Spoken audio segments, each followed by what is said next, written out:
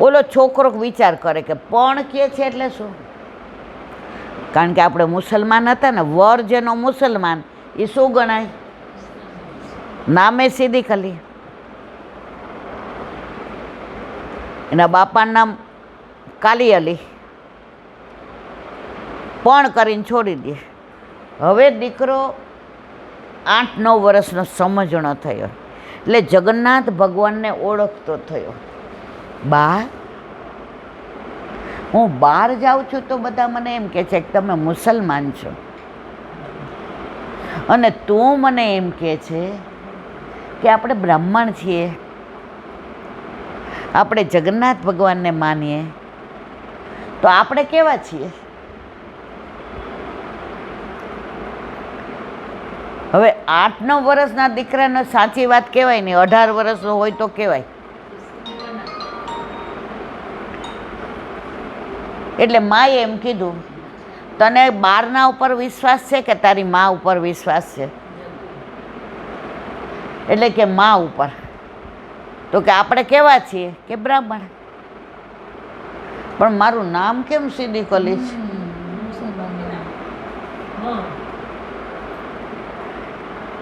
હવે એ સમજણો એવો નહોતો કે આ વાત કરી શકે. એટલે માએ કીધું, આ બધું તને જગન્નાથ ભગવાન જ્યારે બોલાવશે ને ત્યારે ખબર પડશે. એટલે રોજ આ એની મા એને જગન્નાથ ભગવાનના પરચા, એના સાનુભાવ, એના ભક્તોની વાતો, એની રાજાની વાતો. આજની તારીખમાં પણ તમે જગન્નાથથી જાઓ ને તો 12 એવા અદ્ભુત કૌતુકો છે. એનું વર્ણન કરું તો 2-3 કલાક થાય. કોઈક વાર આપણે સત્સંગ કરશું પાછા, ત્યારે આપણે જગન્નાથ ભગવાનમાં આજે પણ આવું છે. ત્યાં 12 વર્ષે પેલા વિગ્રહ બદલાય ને, આખા ગામમાં, આખા મંદિરમાં અંધારું થઈ જાય. આજની તારીખમાં તમે મંદિરમાં જાઓ ને એટલે સમુદ્રનો અવાજ આવતો બંધ થઈ જાય. બહાર નીકળો એટલે સમુદ્રનો અવાજ આવે. આજની તારીખમાં કોઈ પણ પક્ષી ધજાની આજુબાજુ ના ફરે. આવા 12 કૌતુક છે, અને એના કારણો ને એની વાર્તા.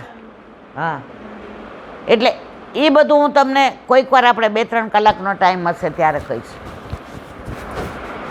હવે કે જગન્નાથ ભગવાનની રથયાત્રા આવી, હમણાં અષાઢ મહિનામાં આવશે ને. જો 4 યાત્રા હોય. સૌથી પહેલાં આવે ચંદન યાત્રા.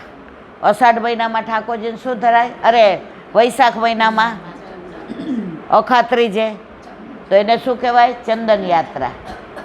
હવે 14મે જેઠ સુદ 14 આવશે જળ યાત્રા. દરેક નિધિના મંદિરમાં પહેલાં કૂવા હતા, હવે બધું તિરોહિત થઈ ગયું. તો આગલા દિવસે જેની આજ્ઞા લઈ અપરસમાં બધાય જળનું અધિવાસન કરે. પછી એને પૂજાય થાય, એને ભોગ ધરાય, એને આરતી કરાય, એને અગરબત્તી થાય, અને સવારે એ જળથી ઠાકોરજીને સ્નાન થાય. તો પહેલી આવી ચંદન યાત્રા, બીજી આવી જળ યાત્રા, અને જેઠ સુદ પૂનમે સ્નાન યાત્રા. જ્યારે ઠાકોરજીને વ્રજરાજ બનાવ્યા એનો સત્સંગ પૂનમે કરશું, કારણ કે આપણે અત્યારે તો પછી રાત પડી જાય. તો જળ યાત્રા, પહેલી ચંદન યાત્રા, બીજી જળ યાત્રા, ત્રીજી સ્નાન યાત્રા, ચોથી રથયાત્રા, અને 5મી ભાદરવા મહિનામાં વ્રજ યાત્રા. હવે રથયાત્રા આવી એટલે ગામમાં બધાએ તૈયારી કરવા માંડ્યા કે આપણે જગન્નાથ ભગવાનના વસ્ત્ર ધરાવશું, સામગ્રી લઈ જશું, આપણે અહીંથી ગાડામાં જશું, ઘણા કે આપણે ઘોડા ઉપર જશું, ઘણા કે આપણે ઘોડાગાડી લઈ જશું. હવે ગામમાં તૈયારી થવા માંડી. એટલે ઓલા સિદ્દીકે આવીને કહ્યું, બા બા હાલો જગન્નાથજી જઈએ. માને જવું હતું, પણ 12 બોર્ડ માર્યું હતું ઓલા સૈનિકનું, મુસલમાનનું. પહેલાંના જમાનામાં અન્યને આવવા દેતા નહોતા. હવે બધું એમ કે સર્વધર્મ સંભાવ. માએ કીધું આ વખતે નહીં, તું જરાક મોટો થાય ને, દાઢી મૂછ ફૂટે ને તારે, ત્યારે જાશું, એટલે તું મારું ધ્યાન રાખે ને. ત્યાં બધા બહુ આવ્યા હોય, મોટી બજાર છે, પછી તું ખોવાઈ જાય તો હું કેવી રીતે ગોતું, હું ખોવાઈ જાય તો. પણ આના મગજમાં ધૂન શેની સવાર થઈ, મારે જગન્નાથ ભગવાનના દર્શન કરવા છે, કેવા સુંદર હશે, માએ મને કેવી કેવી વાતો કરી છે, ખરેખર જગન્નાથ ભગવાન એવા હશે, ખરેખર જગન્નાથ ભગવાન આવી વાતો કરશે, જગન્નાથ ભગવાન મને બોલાવશે, જગન્નાથ ભગવાનને મારી ઓળખાણ હશે. હવે અઠવાડિયાની વાર અને આ સતત એની અંદર જ રહે. પોતાના 2 જોડી કપડાં હતા એ જોડામાં ભર્યા, એક ગ્લાસ મૂકી દીધો. બાને ખબર ન પડે ને એમ દોડતો દોડતો એટલા ગાવ કોકને પૂછતો પૂછતો હું જગન્નાથ જઈશ અને જગન્નાથ ભગવાનના દર્શન કરીશ. માને ખબર પડી ગઈ. માએ કામ કરવાનું બંધ કર્યું કે આ અઠવાડિયું મારે હવે ક્યાંય જવું નથી. જો આ મારો લાલો, એ સિદ્દીક નહોતી કહેતી, એ લાલો જ કહેતી હતી, જો મારો લાલો વયો જાય તો મારી જિંદગી પૂર્ણાહુતિ થઈ જાય. હવે અહીંયા જગન્નાથ ભગવાનને આનો ભાવ જોયો છોકરાનો, સિદ્દીકનો. અને પછી તો દિવસ ને રાત ને પળ ને રાતના ઊંઘે ના આવે. મારા જગન્નાથ ભગવાન સુભદ્રાજી સાથે હશે, દાઉજી ભૈયાની સાથે હશે, ત્રણેય બાજુમાં બિરાજતા હશે, આજે ત્રણેય મારી રાહ જોતા હશે. ભલે ને બધાય કહેતા હોય હું મુસલમાન છું, ના હો, હું તો મારી માનો લાલો છું. મને તો કાંઈ મુસલમાનની ખબર નથી, મને તો અમે બ્રાહ્મણ છીએ એટલે જગન્નાથ ભગવાન, સુભદ્રાજી અને મારા દાવ ભૈયા સિવાય કાંઈ ખબર પડતી નથી. એ ત્રણના રથ કેવા સરસ, ત્યાં શણગારાતા હશે, સુથાર આવ્યા હશે, ચારે બાજુ વાતાવરણની અંદર સુગંધ હશે, ત્યાંના રાજા આવશે. આ બધી વાતો એની માએ આ સિદ્દીકને કરેલી. ખ્યાલ આવ્યો બધાને કે ઊંઘ આવે છે?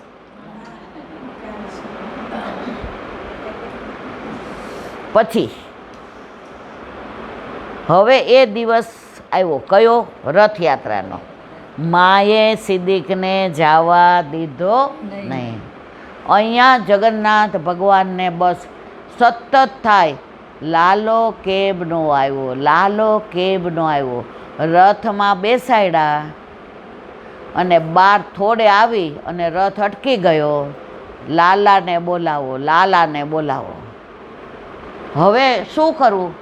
ત્યાંના પૂજારી હતા, એને જગન્નાથ ભગવાને આજ્ઞા કરી કે આ કનોજમાં મુસલમાન હોવા છતાંય આ બ્રાહ્મણનો દીકરો સિદ્દીક છે, એનું નામ સિદ્દીક નથી, લાલો છે, એને એ આવશે નહીં ત્યાં સુધી મારો રથ અહીંથી.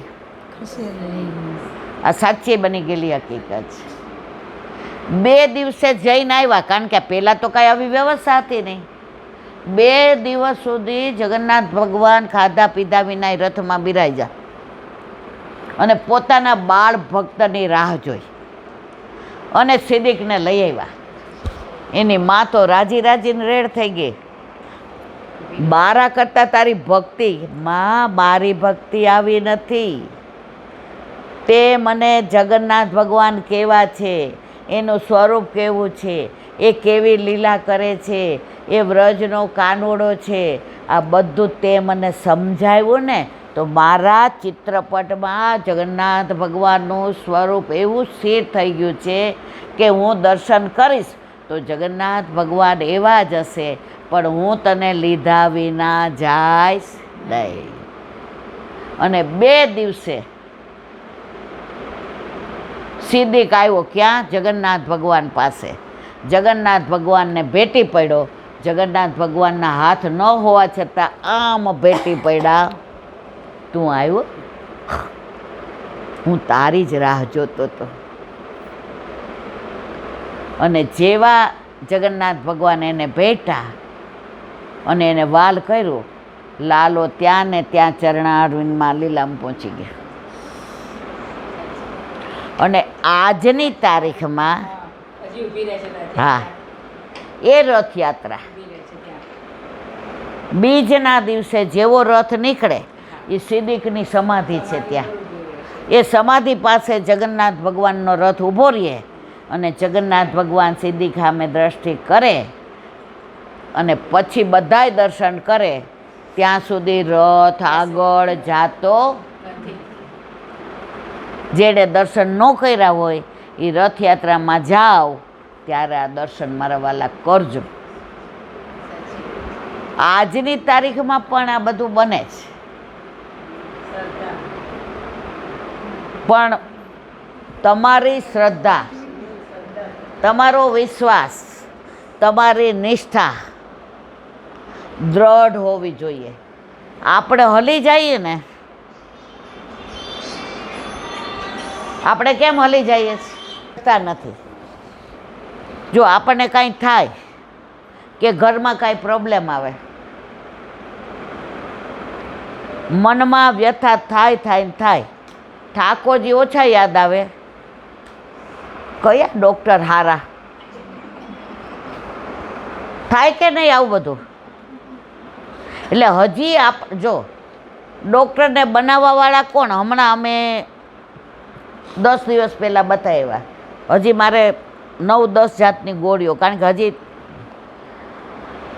તો ત્યાં એક નર્સ બેઠી હતી.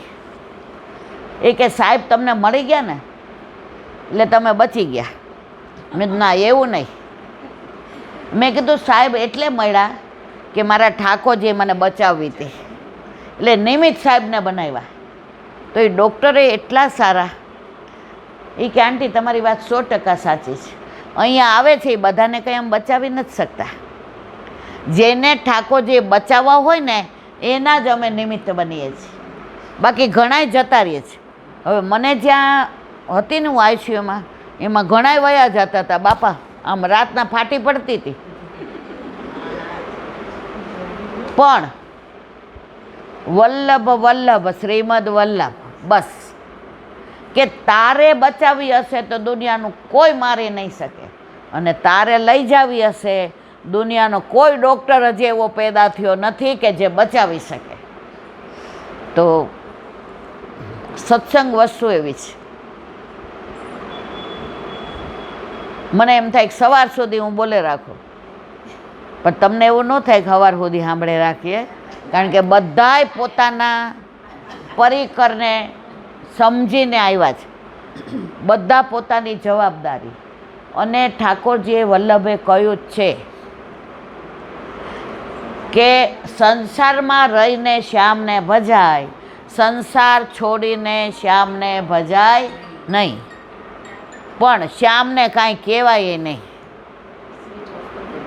શ્યામ રાખે તેમ રહીએ ઉદ્ધવજી, શ્યામ રાખે તેમ રહીએ.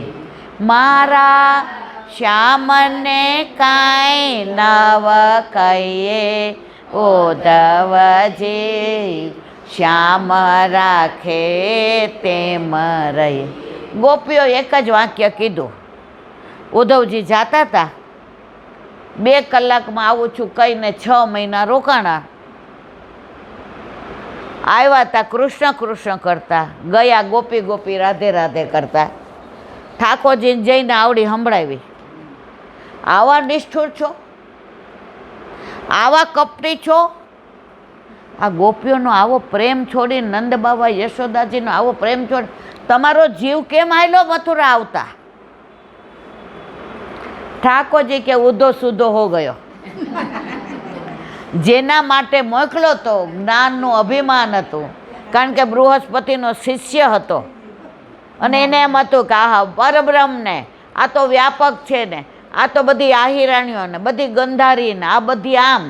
ત્યાં જઈને આવી અને ઠાકોરજીને વાતો શેની કરે? ગોપીની ને વ્રજની ને એમના. ઠાકોરજી કે બસ જેના માટે મોકલો તો એ આપણો પર્પઝ સોલ્વ થઈ ગયો. એમ આપણને બધાને અહીંયા જેના માટે મોકલા છે, બ્રહ્મ સંબંધ લીધું, ઠાકોરજી પુષ્ટ કરાવીને સેવા કરીએ, તો જ્યારે લીલામાં જશું ત્યારે આપણો હાથ પકડીને વલ્લભ કહેશે, મારા નાથ, જેના માટે મારું પ્રાગટ્ય આપે કર્યું, આ જીવને શોધીને આપણા હાથમાં આપ્યો તો એ જીવ હવે આપણે લીલામાં આવ્યો છે. હવે બધી જવાબદારી આપણી. જ્યારે ભૂતલ પર હતો ત્યારે જવાબદારી મારી હતી, અત્યારે બધું વલ્લભ કરાવે છે ને, ત્યાં જાશું એટલે ગોવર્ધનનાથજી આપણને લીલામાં હાથ પાછો પકડી અને બધી સેવા જે અહીંયા કરતા હશું એ આપશે. પણ અહીંયા કરતા ન હોઈએ તો સમજી ગયા ને? બસ અહીંયા આપણે વિરામ આપીએ. બોલો વલ્લભા શ્રીમદ ભાગવત અને મારા ચંદ્રસ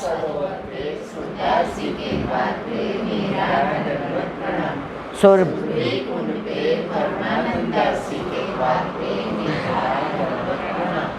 જમના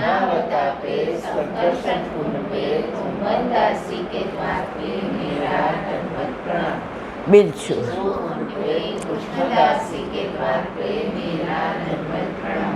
कदम खंडे पे अप्सर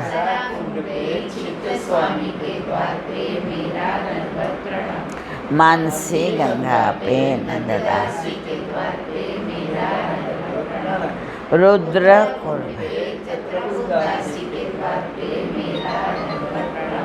વ્રજ વિલાસ વૃદ્ધિ ગોપિકાઓને મારા દંડવત પ્રણામ.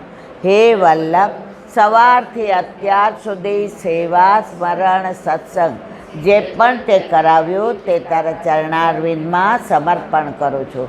ભૂલ અપરાધ થઈ હોય તો ક્ષમા કરજો. બોલો વલ્લભાધીશ કી જય. દ્રઢ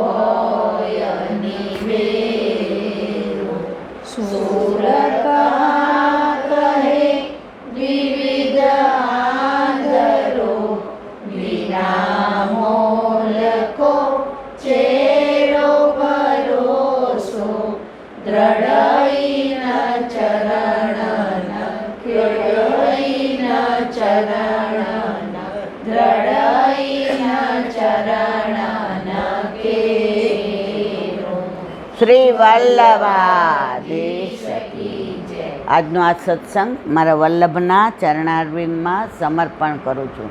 ભૂલ અપરાધ થઈ હોય તો ક્ષમા કરજો. આ મારા વલ્લભની વાણી અને ભૂલો એ મારી. બોલો વલ્લભાધીશ. બધાય વૈષ્ણવને નિર્જળા એકાદશી, ભીમ એકાદશી, પાંડવ એકાદશીના જા જા કરી જય શ્રી કૃષ્ણ.